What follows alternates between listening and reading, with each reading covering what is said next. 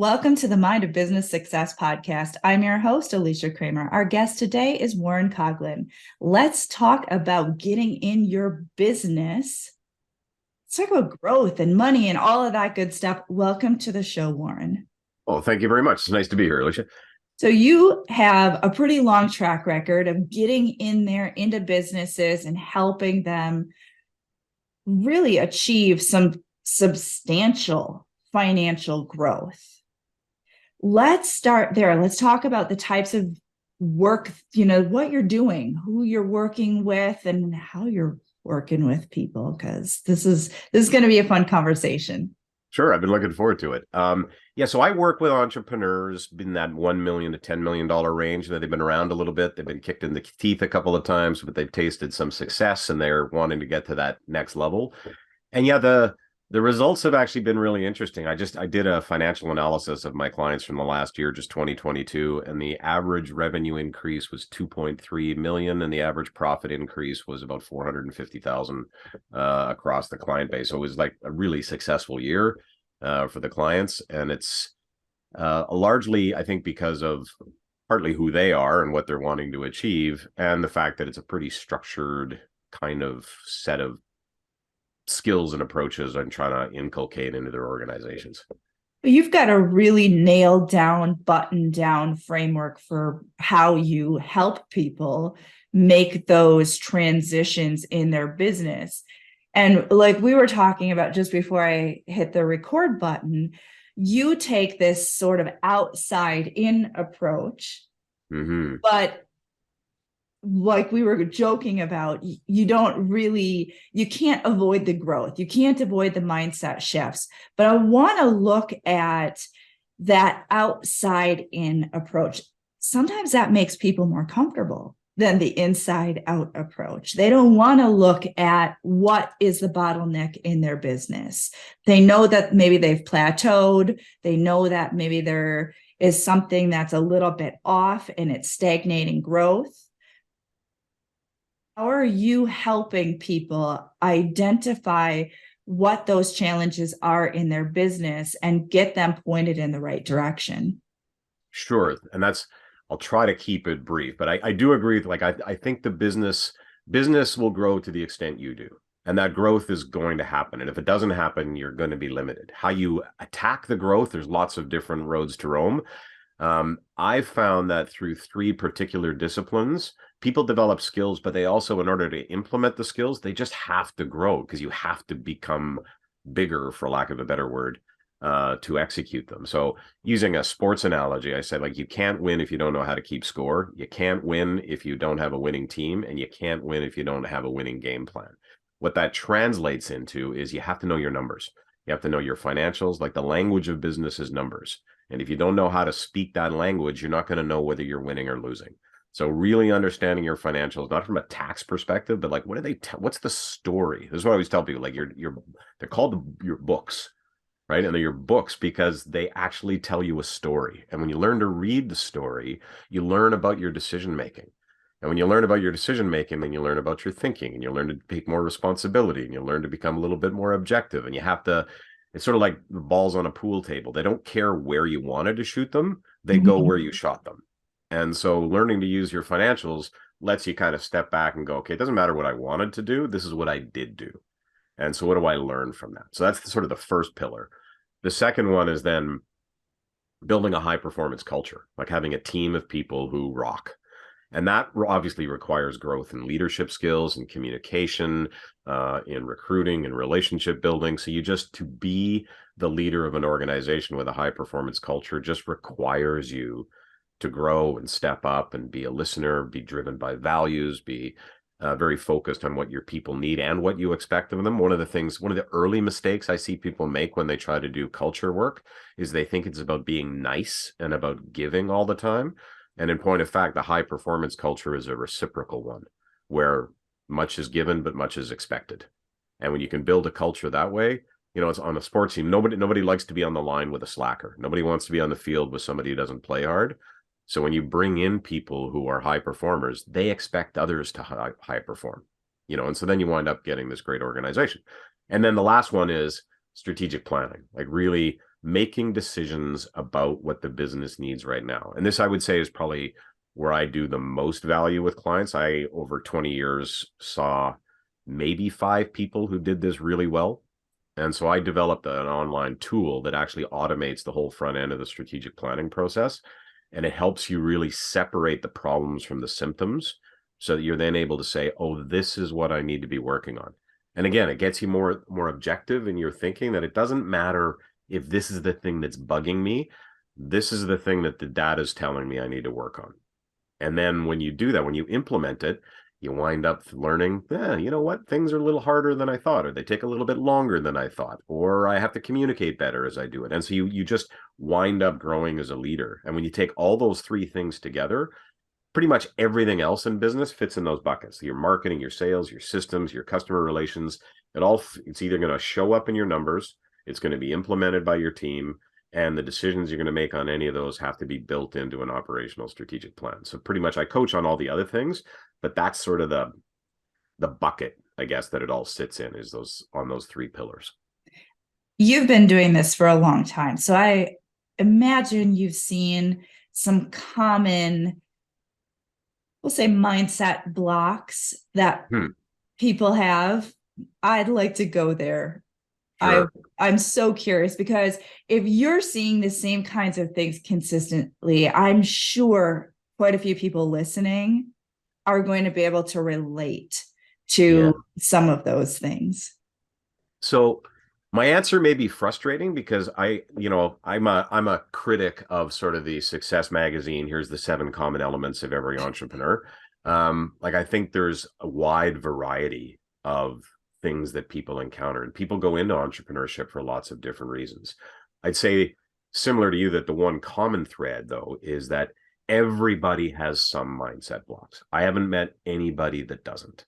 Now they can vary. They can be around mommy and daddy issues, and I don't mean that cynically or condescendingly. I mean, everybody has issues about their upbringings that influences their view on the world.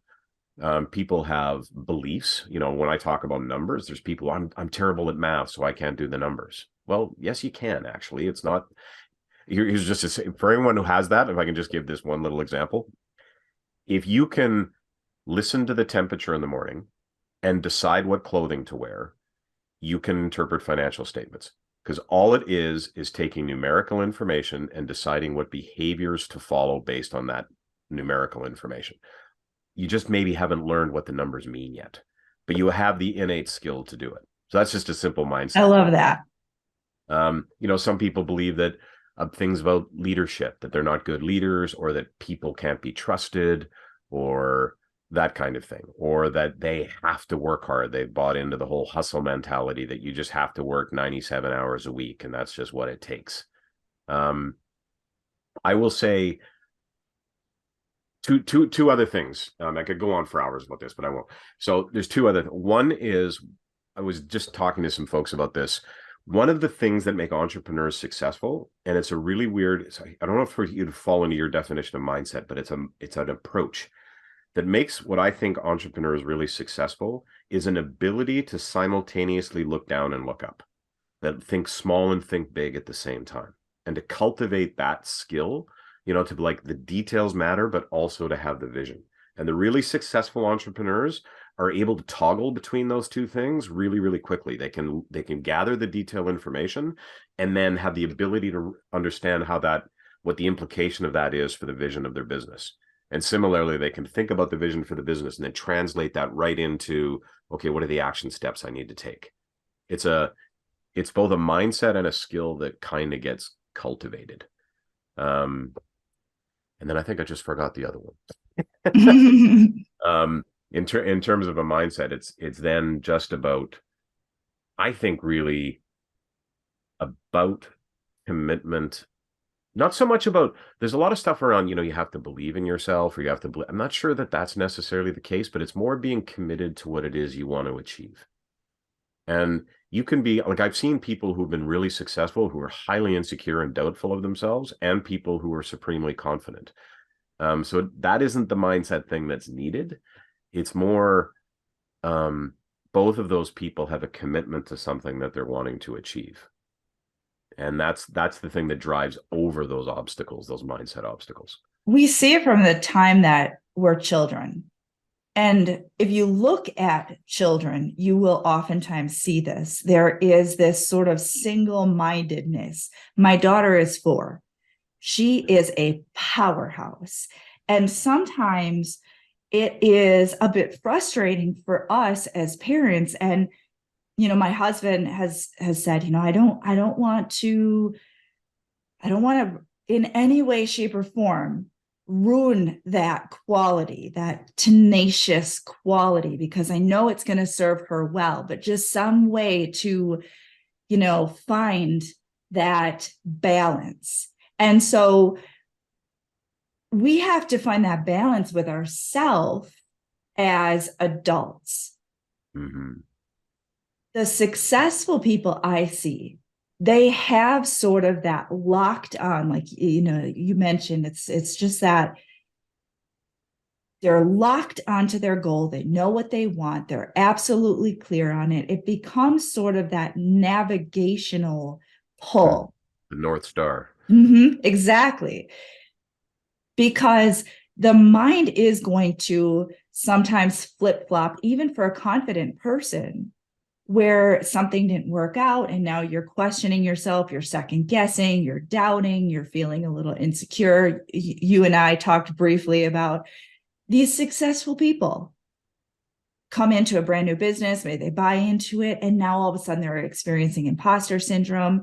What happens there? There's all of these different dynamics that are taking place in the mind that cause that. And you have to have that clear, locked in focus in order to be sort of your life raft through all of the turbulence that we experience mentally, emotionally, and just the shit that happens in business.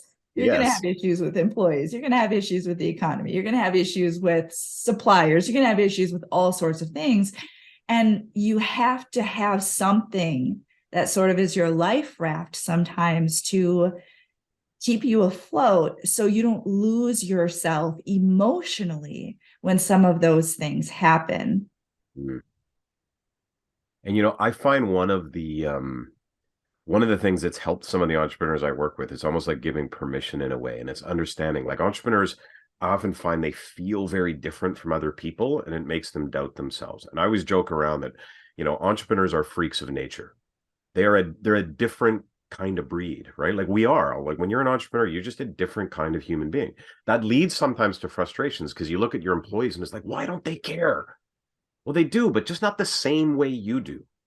And so you're a freak of nature, and so you take higher levels of responsibility. You don't need as much coddling. You don't need as much, reinforcement from third parties that other people do. You have a high internal locus of control, and that can make you feel odd. And the dark side of that is it can make you judgmental of others. But it can also make you feel quite like you question yourself. But when you can actually look in the mirror and say, "This is okay. I'm in a unique subset of human beings who just do things in a different way. And that's okay." And as soon as you can kind of like sit in that spot and say, this is just a different way of being than the way most people in society work. But that's what makes me special. That's what allows me to do things that other people don't do. Not many people have the courage and the sort of self-control, not self-control in the traditional sense, but I mean self-efficacy of just wanting to say, I'm going to control my own destiny and I'm going to produce what I want. Not many people have that thing. That isn't even necessary. Courage is sometimes the wrong word, because it's more like a compulsion. Yeah, that is a slightly more accurate term, isn't it? Yeah, because it's not brave to do what you have to do. Right. Right. It's just what you do. It's just what you do. I had a client many years ago who was going through that kind of internal struggle that you were just talking about. And he came to the realization that there's a reason that there's only one chief and more Indians. There is a reason that some people naturally rise into a leadership position and other people are sort of more wired to be followers. And there's nothing wrong with either.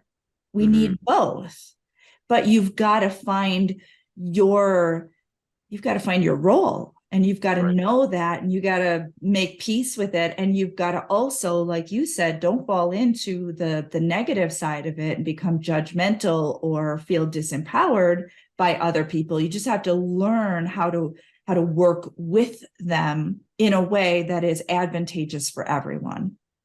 And I think that's one of the great mindset growth pieces for entrepreneurs if they're going to build teams around them or work with teams, is understanding that other human beings are different and you need to deal with.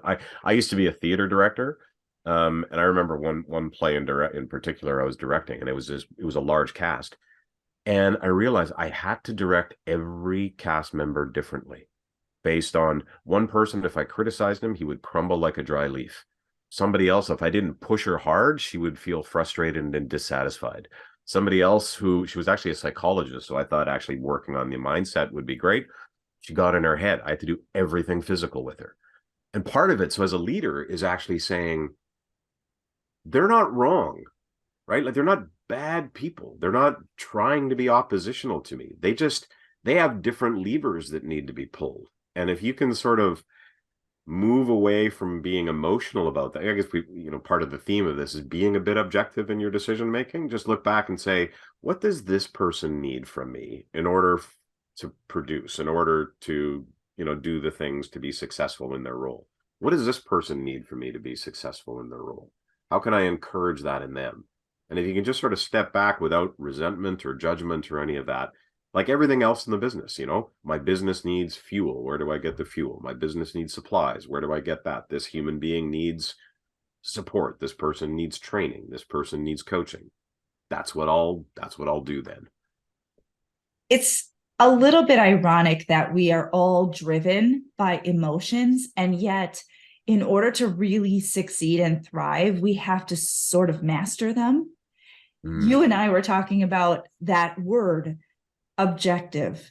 And I mentioned to you, because you were using it in the context of how you work with your clients. And I said, that's kind of funny because I'm always using that word with my clients, but I'm coming straight in at usually their emotional hangups. Right. So they're getting all tripped up over their insecurity or their self-doubt or their feeling of scarcity or whatever, mental, emotional stuff is tripping them up. And so I'm coming straight in to that deeper, more emotional stuff. And I'm teaching them how to see those things objectively in order to release the negative emotion so that they can become empowered in that area of their life. And so here we all are setting these goals because we want this emotion that we believe is going to come along with that goal. And in the process, we have to learn how to become the controller of our emotions and not be basically ran by our rampant, out of control emotions. Are you familiar with Jonathan Haidt? No. He's a moral psychologist.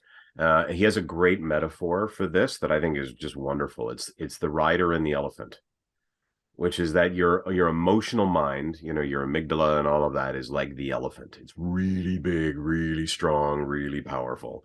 And your sort of prefrontal cortex is the rider. And when the rider is in control, it's really powerful. Like the emotions, it's not about eliminating emotions or about suppressing emotions, but it's about how you're directing them, right? The challenge is that if the elephant gets spooked or scared or angry, the rider loses control, right? And then that's when bad things happen. And so part of the exercise is always, how do you get the rider back in control? And interestingly, on the culture piece, I was just doing this with a client last week. I actually believe that values-driven leadership is important, not just from an ethical perspective, but it's a mechanism by which the rider regains control. As soon as you ask, what do our values tell us to do? You move up your mind. That's not an answer. That's not a question the elephant can answer, but it's a question the rider can answer. And so when you actually run a business according to values and according to data on the numbers, as soon as you start saying, what do the numbers tell us to do? What do our values tell us to do? The elephant kind of has to stop. And it's not that you ignore it, like it's not suppressing those feelings, Mhm. but it's about gaining some leadership over them. So good. So I want to shift gears just a little bit. I know we don't have a lot of time, but I'm hoping that you can squeeze in maybe one of your own mindset challenges that you've had to overcome on your journey as an entrepreneur in order to get to where you are today. Yes. I remember it very clearly, actually. I was early days of my coaching practice. And I was in the I think the top 10% of the coaches in the country, but it wasn't anywhere near what I wanted to be doing. And I got really frustrated and I was mad, which is sort of an interesting piece. Anger can be motivational. And I just went away and I sort of looked at the model of my business and looked at what I was doing. And my now wife, we were separated. We were married then, but we'd sort of broken up. And uh, I called her and we were talking again. And I sort of said, I don't know, this is what life is going to look like for the next 3 to 6 months. And would you go along for that ride?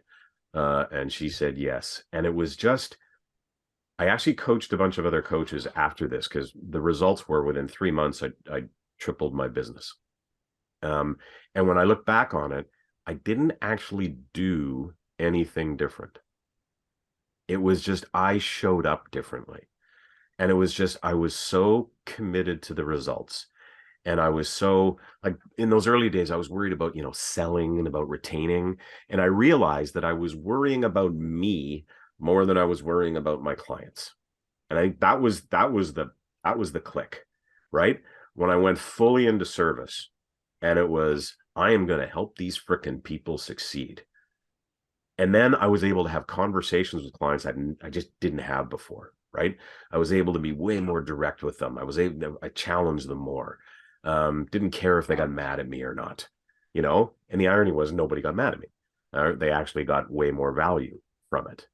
And so that was I think like the most pivotal shift that was in my practice, moving from, oh my God, I'm not doing what I want to be doing and I'm not succeeding the way I want to be succeeding, me, towards no, that's not why I started this. I started this to help other people. So let that be the frickin' game.